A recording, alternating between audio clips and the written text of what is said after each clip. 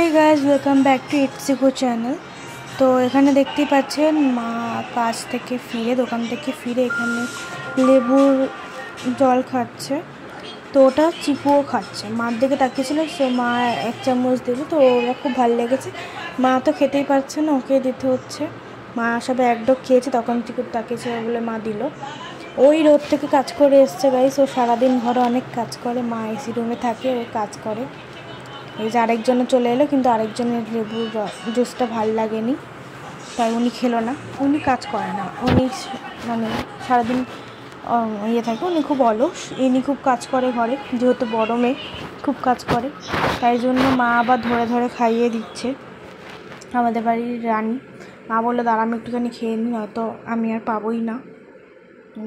ওই গ্লাস দিল, গ্লাসে মুখ ঢুকিয়ে খেয়ে নিল। এই গ্লাসটা মা নতুন নিয়ে এসছে, কারণ সব গ্লাস সবাইকে দেওয়া হয়, তো মা আবার ওগুলো পছন্দ করে না, তাই মা নিজের পার্সোনাল একটা গ্লাস এনেছে। মা আমাদের খেতে দেয় না, আর ওকে দিয়ে দিল, ওটাকে মুখ ঢুকিয়ে খাচ্ছি। মা বলে এটাকে সাবান দিয়ে দিবি,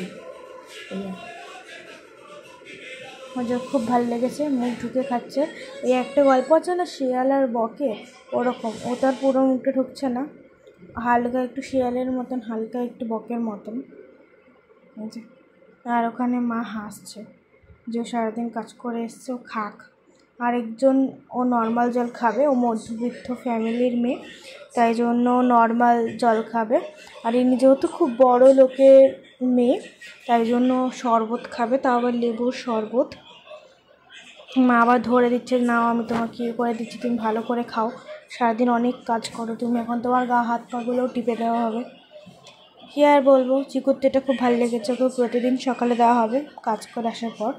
তো ভিডিওটাকে এখানে এন্ড করি গাইস। ভিডিওটা ভালো লাগলে লাইক শেয়ার কমেন্টস করবেন। Tata bye bye.